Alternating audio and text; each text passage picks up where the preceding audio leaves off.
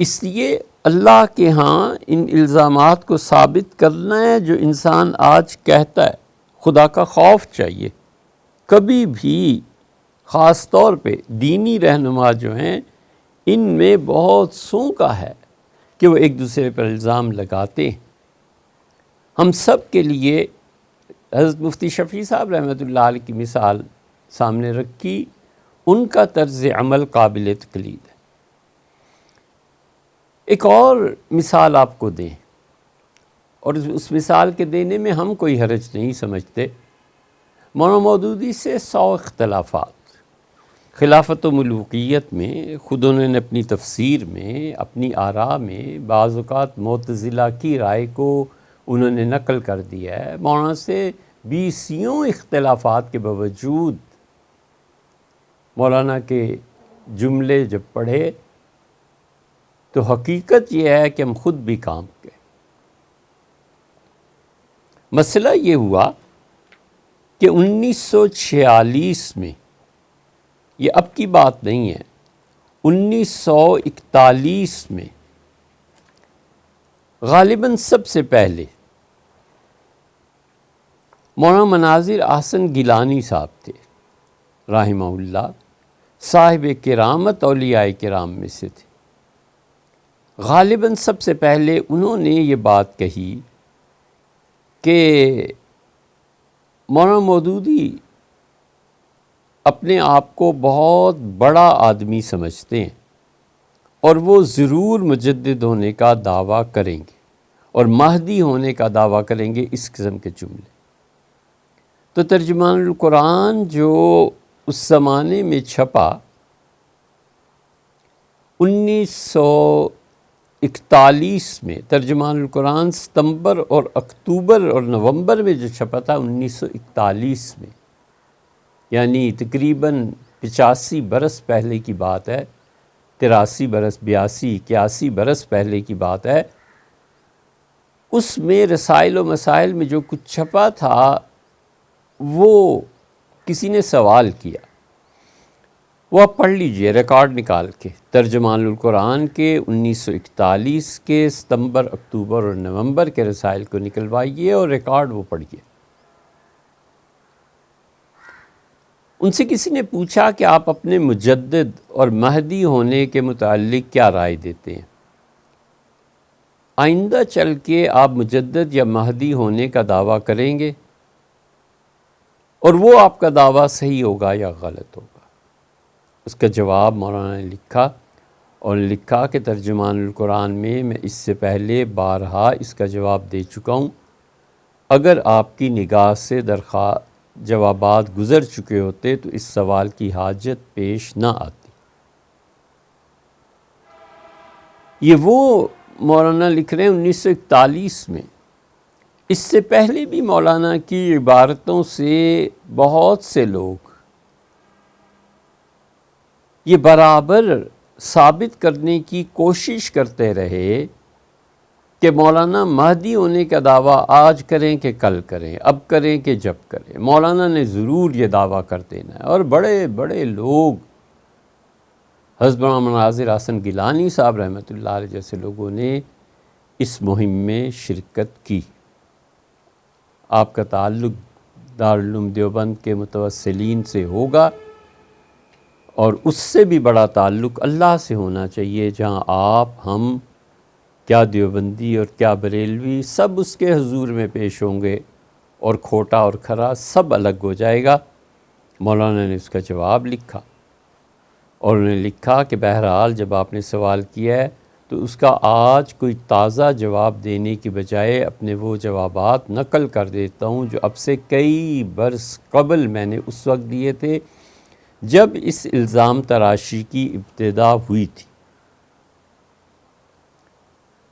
1941 میں سب سے پہلے مولانا مناظر احسن صاحب گیلانی نے ازراہ عنایت دبی زبان سے میرے متعلق شبہ کا اظہار کیا تھا۔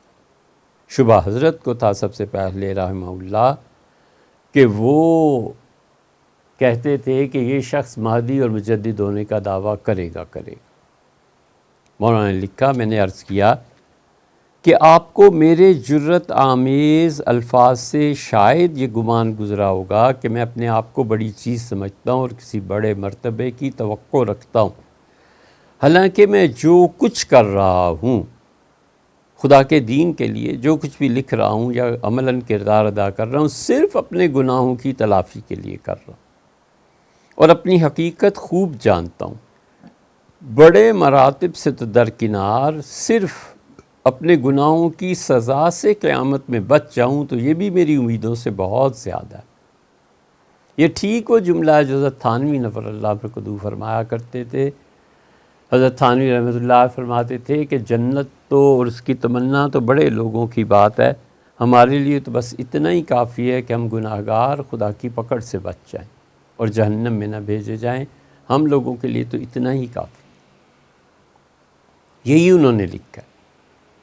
مولانا مناظر حسن گیلانی، مودودی صاحب اور سب اللہ کے حضور میں پہنچ گئے۔ اب جہاں وہاں فائلیں کھلی ہوں گی اور ایک دوسرے کے سامنے ہوئے ہوں گے تو اس عالم کو اللہ ہی جانتا ہے پھر کیا ہوا ہوگا، اور یہ وہ چیز تھی جو انہوں نے لکھی۔ پھر یہی بات حضرت مولانا سید سلیمان ندوی رحمۃ اللہ علیہ نے کی۔ سید سلیمان ندوی رحمۃ اللہ علیہ جیسا بڑا صاحب علم و مطالعہ ان کے معاصرین میں کوئی نہیں تھا۔ ہم پورے شرح صدر اور پورے وثوق سے یہ بات کہتے ہیں کہ دیوبند کیا اور مظاہر کیا، حضرت سید سلیمان ندوی رحمۃ اللہ علیہ جیسا صاحب مطالعہ اور صاحب علم کوئی نہیں تھا۔ دیوبند میں غلغلہ تھا اور ہونا چاہیے تھا، شور مچ رہا تھا اور ہونا چاہیے تھا۔ حضرت اقدس مولانا سید انور شاہ صاحب کشمیری رحمۃ اللہ علیہ، ان جیسا آدمی کون تھا؟ حضرت انور شاہ صاحب رحمۃ اللہ علیہ کے علم کو کون پہنچ سکتا تھا؟ سید انور شاہ صاحب رحمۃ اللہ علیہ کی تحریرات کاش حضرت رحمۃ اللہ علیہ کچھ اس سے بھی بڑھ کے لکھتے کہ وہی اس بات کا استحقاق رکھتے تھے۔ جس شخص کے شاگرد مفتی محمد شفیع، مفتی محمد حسن، حضرت مولانا ابو الحسن علی ندوی رحمۃ اللہ علیہ کے بڑے بھائی مولانا حفظ الرحمن سیوہاروی، مولانا محمد میاں صدیقی، مفتی محمد حسن جامع اشرفیہ کے بانی، اور وہاں پہ مولانا محمد ادریس کاندھلوی، کس کس کے نام گنے؟ اللہ تعالیٰ ان سب حضرات سے درگزر فرمائے اور اللہ ان کی قبروں کو نور پاک سے منور فرمائے۔ یہ ہمارے سارے اساتذہ کے اساتذہ تھے۔ ان پر بیان کرنا شروع کریں تو اللہ کی توفیق سے جو ان سے عقیدت اور جو ان سے محبت ہے سال ہا سال چاہیے، لیکن بہرحال انسان تھے۔ ہم اپنے بزرگوں کے متعلق وہ طرز عمل اور رویہ اور مبالغہ نہ کریں جو مبالغہ شریعت ناجائز قرار دیتی ہے اور جو مبالغہ انہیں حد معصومیت تک پہنچاتا ہے۔ ہم اہل سنہ کا عقیدہ ہے کہ حضرت رسالت مآب صلی اللہ علیہ وسلم آخری نبی بھی تھے اور آخری معصوم تھے۔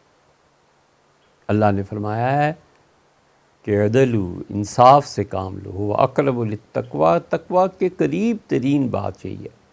لغزشیں ان سے بھی ہوئیں۔ سید سلیمان ندوی رحمۃ اللہ علیہ جتنے بڑے آدمی تھے، حضرت سید انور شاہ صاحب رحمۃ اللہ علیہ کا نام گونج رہا تھا پورے ہندوستان میں، اس لیے کہ وہ حضرت شیخ الہند رحمۃ اللہ علیہ کے شاگرد تھے۔ پھر عہدہ بہت بڑا تھا شیخ الحدیث کا، پھر دیوبند، اور پھر دیوبند کے دارالعلوم کا شیخ الحدیث۔ یہ ساری چیزیں ان کا نام اور مرتبہ بلند کرنے کو کافی تھیں، مگر حقیقت یہ ہے کہ ہم اب بھی یہی سمجھتے ہیں کہ سید سلیمان ندوی رحمۃ اللہ علیہ کے مقابلے میں اس وقت علم میں اتنا عمیق، گہرا اور اتنا بلند پایا شخص کوئی ان کا مقابلہ نہیں کر سکتا تھا۔ ندوہ کا نام چھوٹا تھا، پھر سید سلیمان ندوی رحمۃ اللہ علیہ کی اپنی طبیعت میں بھی عدم اختلاط، زیادہ لوگوں سے نہ ملنا، تحقیقی کام، ضرورت سے زیادہ بات نہ کرنا۔ اس کی ہلکی سی مثال ہمارے زمانے میں حضرت مولانا تقی عثمانی صاحب ہیں۔ ہمارے حضرت مولانا ابوالحسن علی ندوی رحمۃ اللہ علیہ فرماتے تھے کہ حضرت سید سلیمان ندوی رحمۃ اللہ جب تشریف لایا کرتے تھے تو میں اور مسعود عالم ندوی اور ایک دو دوست ہم سب ان کا مقرر وقت جو ہوتا تھا دارالعلوم میں داخل ہونے کا، اس وقت کھڑے ہو جاتے تھے حضرت کے استقبال کو یا حضرت رحمۃ اللہ علیہ کی عظمت کے پیش نظر محبت جو ہمارے دلوں میں تھی۔ حضرت نے فرمایا کہ میں نے تفسیر ان سے پڑھی ہے، ندوہ میں تفسیر مولانا سید سلیمان ندوی رحمۃ اللہ علیہ سے پڑھی ہے۔ پھر فرمایا کہ ہم کھڑے ہوتے تھے تو سید صاحب رحمۃ اللہ علیہ کے ہم نے بارہا دیکھا کہ تانگے پہ تشریف لاتے تھے اور پہلا قدم پائیدان پہ، لوہے کے پائیدان پہ رکھتے تھے اور دوسرا قدم زمین پہ رکھنے سے پہلے کہتے تھے بھئی سنو فلاں کتاب ذرا نکالنا، اس میں فلاں کے متعلق کیا لکھا ہے۔ تو ہم مسکراتے تھے، دوڑتے تھے، ہنستے تھے کہ حضرت کو علم اور کتابوں سے کیسا تعلق ہے کہ ابھی پوری طرح زمین پہ قدم نہیں رکھتے، اور ایسے پہلے سے سوچ رکھا ہوتا تھا جیسے رات بھر یہی کام کرتے رہے ہوں۔ حضرت رحمۃ اللہ علیہ نے پھر اس کے بعد سید سلیمان ندوی رحمۃ اللہ علیہ کے لیے بہت دعائیں مانگی کہ ہمارے استاد تھے ایسے اچھے، اللہ تعالیٰ آخرت میں انہیں بلند مقام پہ۔ سید سلیمان ندوی رحمۃ اللہ علیہ جیسے انسان نے مولانا مودودی کے متعلق لکھا کہ یہ شخص تجدید کا دعویٰ کرے گا، مجدد ہونے کا مدعی بنے گا۔ مودودی صاحب نے جواب لکھا، انہوں نے جواب میں لکھا حضرت کسی کام کو تجدیدی کہنے سے یہ لازم نہیں آتا کہ جو تجدیدی کام کرے وہ مجدد کے لقب سے بھی ملقب ہو۔ صدی کا مجدد ہونا تو اس سے بلند تر بات ہے۔ اینٹیں چن کر دیوار بنانا بہرحال ایک تعمیری کام ہے، مگر کیا یہ لازم ہے کہ جو چند اینٹیں چن دے وہ انجینئر بھی کہلائے؟ اور پھر انجینئر بھی معمولی نہیں بلکہ اپنی صدی کا انجینئر۔ اس طرح کسی کو اپنے کام کو تجدیدی کام یا تجدیدی کوشش کہنا، جبکہ فی الواقع وہ تجدید حق ہی کی غرض سے یہ کام کر رہا ہو، محض ایک امر واقع کا اظہار ہے۔ اس کے یہ معنی نہیں ہے کہ مجدد ہونے کا دعویٰ کر رہا ہے اور اس صدی کا مجدد بننا چاہتا ہے۔ کم ظرف لوگ بے شک تھوڑا سا کام کر کے اونچے دعوے کرنے لگتے ہیں، بلکہ کام کا ارادہ ہی دعوے کی شکل میں کرتے ہیں، لیکن کسی ذی فہم آدمی سے یہ توقع نہیں کی جا سکتی کہ وہ کام کرنے کی بجائے دعویٰ کرے۔ تجدید دین کا کام ہندوستان میں اور دنیا کے دوسرے حصوں میں بہت سے لوگ کر رہے ہیں، حضرت مولانا کو بھی ہم انہی میں شمار کرتے ہیں۔